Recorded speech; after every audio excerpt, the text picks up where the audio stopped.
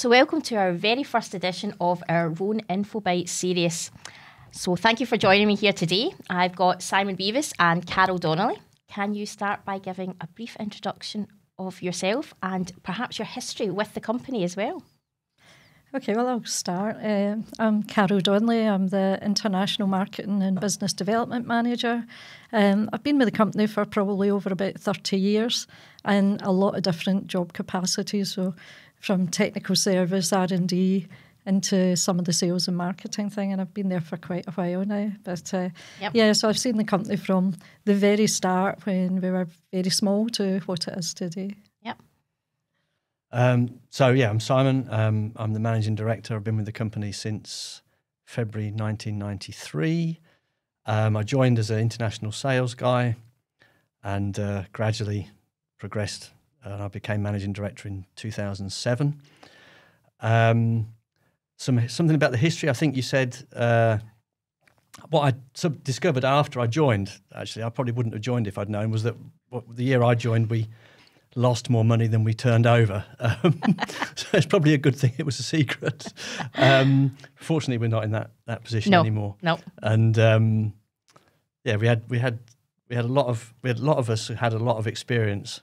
A lot of responsibility at a very young age, and that can lead to great triumphs and the occasional disaster, which maybe we'll come on to. I mean, later, I think what I remember at the sort of earlier days as well was we were all very young in terms of the management positions. Yeah. Also, we had hardly any products. We had about half a dozen different test kits, and we definitely were, any money we made went right back into R&D. So everything was very frugal at the start.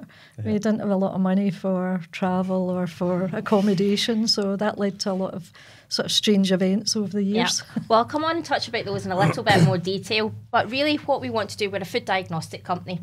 So what we want to do, just as a little icebreaker if you like, is share some funny stories or memorable stories about food. So obviously we've been travelling a lot. Have you got anything? I've got one. You start. So, well, the first time, Carol said we were fairly young, like 20s. And the first time I went to Southeast Asia. I mean, I'd never been to Southeast Asia in my life, and I never imagined I would. And the first time we went, I was so paranoid about what the food would be like. I was going for at least 2 weeks, possibly 3. And I was going to Korea, Japan, and I think Australia. So it was a really long trip. Yep. And I was terrified about what the food would be like. So I packed about 50 tracker bars into my suitcase. And as it turned out, the food in Korea and Japan was really good, and I was very fortunate. So I carried these 50 tracker bars all around the world and brought about 45 of them home after 3 weeks. So, yeah. Yep. Another one that's perhaps not so funny, but when I first went to China, we did a tour of the peanut processing plants. And I can remember there was a big conveyor belt, and there were mostly ladies sat around the conveyor belt picking out the visually imperfect peanuts. Yep. And we were with the manager, and he was laughing, and I didn't like that really, but he laughed, and because he said these women earn $1 a day. Which even then, 30 years ago, 20 whatever, was not much. And that evening the person we were with took us to a restaurant. And although we didn't have this, on the menu, there was a dish which was $1,000 a plate. Yep. And I remember just thinking, it takes those ladies 1,000 days to make the money to pay for whatever that was. Yeah. And I was really stunned by that, and it stayed with me all this time. Yeah. Also at that time, we wouldn't have had the money to be able to, buy anything like that through the business. Even now, but I mean, just back then, it was just happened to be on the. Maybe if someone else was paying, I don't know, but it was just something in the same day to see that. Yeah. It was really astonishing. Yep. Yeah. I mean, my kind of food stories, I had one of the best and one of the worst meals in the same restaurant. Basically, I really like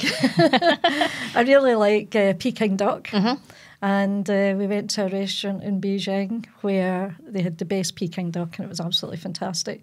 But in the same restaurant, they cooked every bit of the duck. So it was like the brown meat, then there was the head, the brain, the feet. And then at the end, they even roasted the bones and they ate every part of the duck. So I just have to say, I don't think I'll be trying duck's feet again for a while because you can imagine the texture's just exactly as you could imagine. It was pretty horrible. Yeah. It's funny how all our stories are from Asia, isn't it? Again, I'm quite a fussy eater, as you probably know. And that was one of the reasons why I tried to be vegetarian for quite a while, because I was always quite scared of what I might get. And I thought, vegetables, you're fairly safe. And I remember this time in Asia, I was given a salad, which was quite enjoyable, till I got to the bottom of it, and it had some fish eyeballs in it. Nice. And I have to say that I wasn't so vegetarian after that. I decided, well, I might be better with a bit of steak. That explains it. I've always wondered how that came about. But yeah, I think it can be quite different to what we're used to here. Yeah. So. I also once had squid, which was raw. It wasn't prepared at all. It was still alive. But I never tasted it. Okay. But again, it was in a restaurant where they prepare things quite expensive and that kind of thing. But I actually thought it was just glistening with the water. But actually, when they put a chopstick along its tentacles, it done all of this. So, yeah. Okay. So, we've got that out of the way. Hopefully a little bit more comfortable now. I think we can talk about a bit more about the history about R-Biopharm, where we came from and where we are today. So one of you want to start maybe a bit more about where we came from to start with? Well, we started as May and Baker Diagnostics in 86, I think we started. Yeah. As a spin out, it was a partnership between Strathclyde University and May and Baker. Okay. I think there was a PhD project at Strathclyde that piqued the interest of May and Baker. I joined in 93, so this was before my time, probably even before yours, Carol, I think. Yeah. But, and when I started, we were in what is now a hotel just off George Square on the 5th and 6th floors. Yep. And you had to take a rickety old lift to get up there. And then we were bought by somebody called Pierre Belmont, who worked for Rhône Poulenc, who were the parent company of May and Baker. And Rhône Poulenc even then were 15, 20 billion pounds a year, one of the top 5 companies in France. He left the business because he wanted to run a small business and bought our company. And I think that was kind of a sink or swim experience, Carol. Mm-hmm. We were all, as we've said several times, very young. And then suddenly this guy who was very important in a very big company comes along and he's got standards and expectations, which were probably higher than we were able to meet at the time, and you either survived or you didn't. And I think Pierre taught us an enormous amount. Also sometimes what not to do, perhaps. Yeah. He was quite tough, very tough, and he really turned us around. He got us over to the science park. Got us to a point where we were actually making some money, which was a nice change. Yep. And I think when he felt he'd done his job, he sold us to R-Biopharm, and that's turned out to be, I think anybody in a company that's bought, you always wonder, how's this going to go? Yep. Mm-hmm. And with all honesty, they've been an absolutely brilliant parent, and they couldn't have done any more for us, and that's 20 years more now. I think when Pierre sold us to R-Biopharm, he kind of was wanting to sell us to a company that was kind of like-minded, and Ralph Dreher was the owner of the company at that time, and it was very much a family-type business, and we kind of thought of ourselves as quite a small family-type business. Yep. So the fit was very good, and I think also the infrastructure, R-Biopharm had some really good distributors and network, and we had others, and between the two of us, I think it really helped grow the business. Yeah. So obviously being bought by or joining with R-Biopharm has been one important and memorable moment for everybody. What other memorable moments can you remember throughout your time with the company? I'm sure there's been many stories. Well, I suppose if you're looking at, achievements maybe in the business, things like, I suppose, building our own premises was a huge win for us, because when as Simon said, we started off on the 6th floor of a building in the city centre with pretty poor equipment, etc. And then to be able to build our own premises, bespoke premises with our own laboratories and everything, I think was a huge milestone for the business. So that was probably business-wise, that's one of the memorable points, I would say. I would agree, and then extending it. And extending, a couple of years ago or 3 years ago. Yep. I think the going back, I think that's true, and that's a forward-focused achievement. I'd agree with that.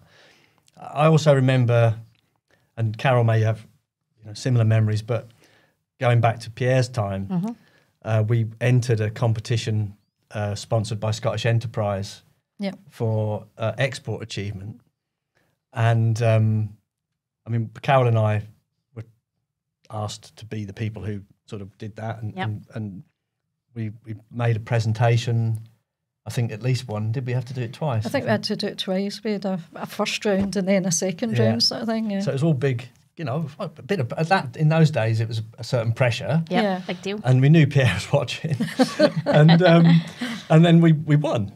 Yep. So there's a picture. I've still. It's not. I've not put it up on the wall because it's not flattering to either of us, to be honest. But, I do know the picture you're talking about. There's a picture of Carol and I holding this award, and we were so proud, weren't we? We were very proud, and we phoned Pierre to tell him, and he said, "Well, I would have expected you to win. I'd have been very disappointed if you hadn't." that was the answer. Yeah. So it kind of deflated us a bit, didn't it? But we laugh about it still. I think had he congratulated us, we maybe wouldn't have remembered it all these years later. Well, that's it. But, And I also remember when we were using acetates and things like that, I was asking Pierre if I could get an overhead projector, a proper overhead projector, and he didn't want to spend the money at all. So I borrowed one for a meeting that we had, one of the business meetings that we had, and I got somebody to have things flying in and explosions and all sorts of things. So I done my presentation like that, and at the end of it, he went, "Oh, right, buy one then." It was about 80 quid or something. Yeah. the joys of working with acetates back in the day. Oh, goodness, yeah.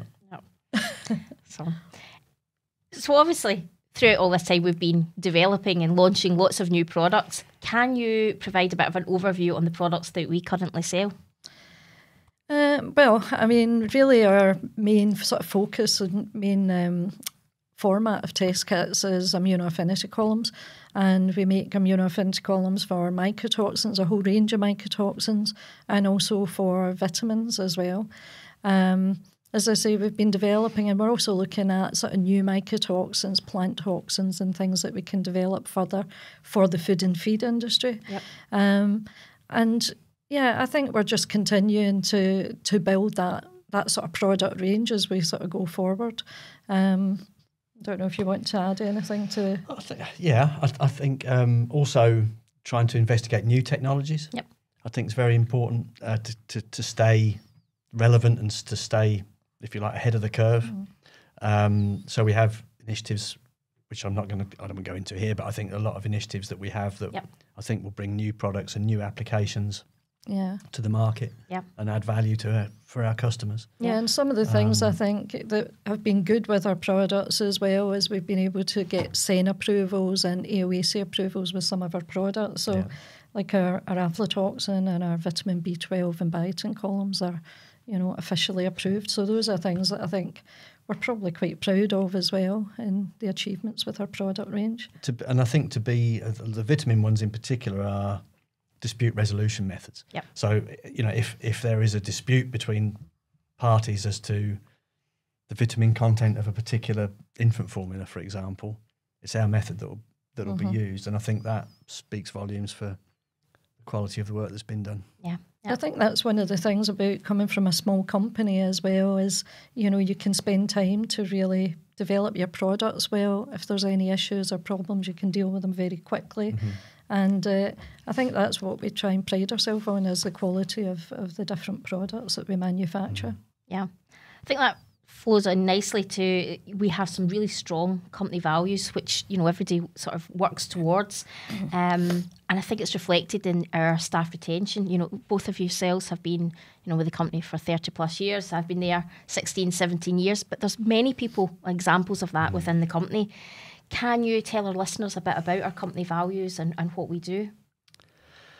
I think the first thing to say is I think the culture of the business was created very early on. I think Pierre, to some extent, and Marcel Bonny, who is still CEO of R-Biopharm France, had a way of making people feel good. Yep. And I think I've and the team, management team, we've tried to carry that on and maybe even improve. I think it's important. You know, people spend a lot of time at work, and if you take the time it takes you to get there, the time you spend there, the time you get home, and then you're thinking about it, that's a lot of your day. You need to be happy. Yeah. You know, and I think if you're not happy and challenged and engaged, ultimately you'll go and work somewhere else and where you are. And I think what we've got through both the values and through Investors in People, Platinum, I should say, is a culture where, you know, if you want to try something, you get a chance to try it. If you want to be involved in decisions, you can be involved in decisions. And we're small enough, we're 60 people. You know, it's very easy to know everybody's name, everybody's family, if they want you to know about their family. You know, there's a lot of, it's a cliche, but it's a kind of a, still, Carol mentioned family a little while ago, and I think it is still a family in a way.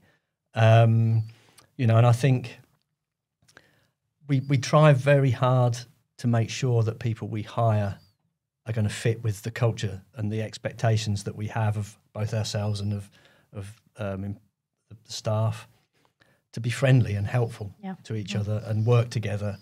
And, you know, if things go great, let's celebrate together. If they go badly, we'll commiserate together. And I think that helps retain people, helps attract people.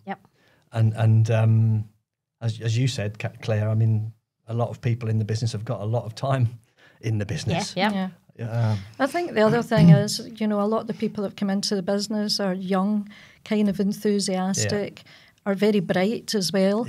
And, you know, we're interested to hear about ideas, and we're interested in people's input to the business, not just with the products, but also with the business itself and the development of the business. And I think a lot of people feel that and feel part of, you know, what we're trying to achieve there as well. So that kind of retains people. They don't want to go elsewhere when they're really part of the business and they're kind of loyal and involved. And ultimately, it'll be those people who carry the business on.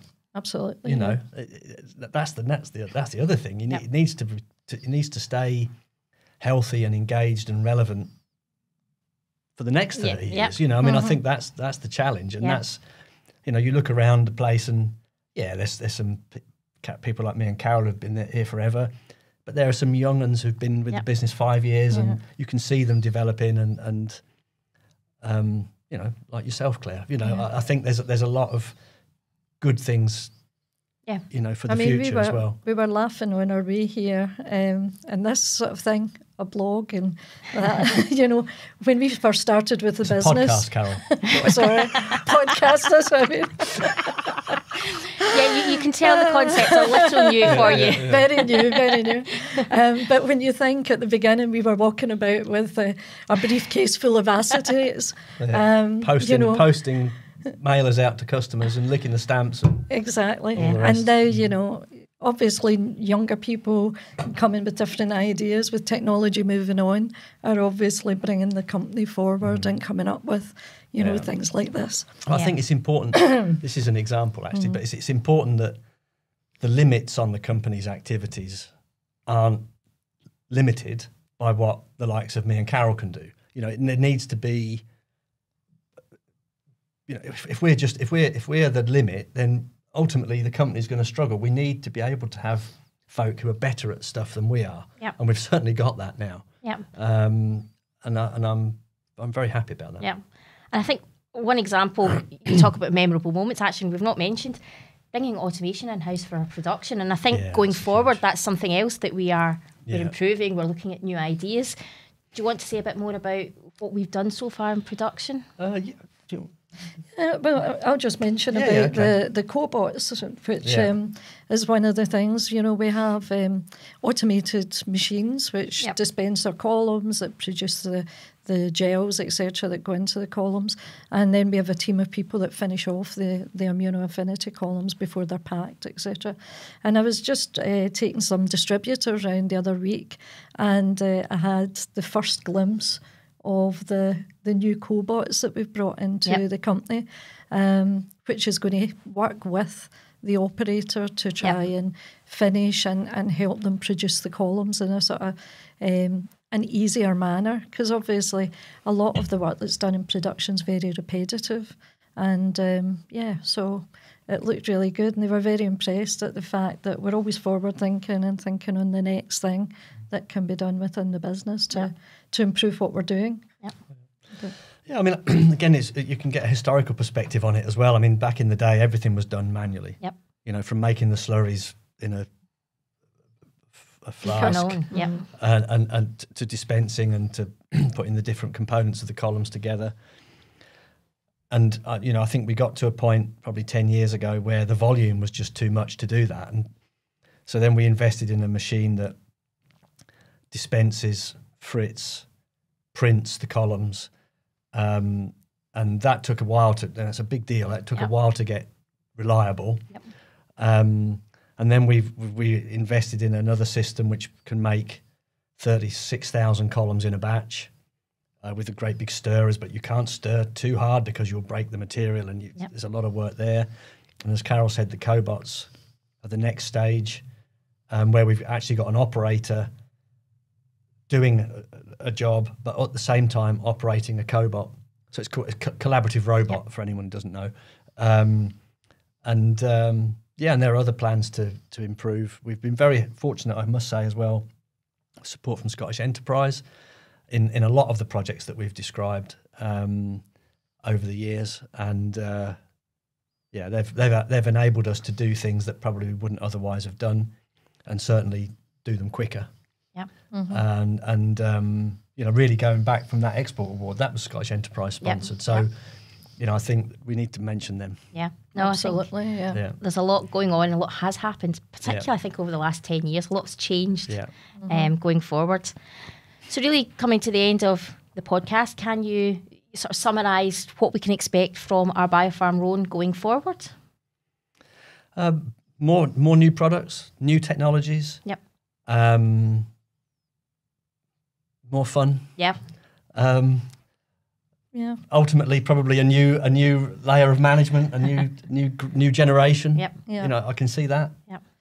But more good stuff, I think. Yeah. Yeah, I think so. We've got a lot of new products in the pipeline, some automation projects, all sorts of things that we're quite excited about, and think, should really bring some new ideas and information and products into the company. So, we're excited about that. Again, the young people in the business, I think there's a lot of experienced people now, and I think they'll really take the company forward in the future. I think R-Biopharm is going to be around for a long time yet. Let's hope so. Well, thank you very much for joining me here today. As I say, it was the first edition of our Rhône Infobites, and this will be followed up in the future with sort of information on mycotoxin legislation and some of our products going forward. So thank you, and hopefully we can offer more podcasts for our listeners in future. Thank you. Thanks, Claire. That was fun.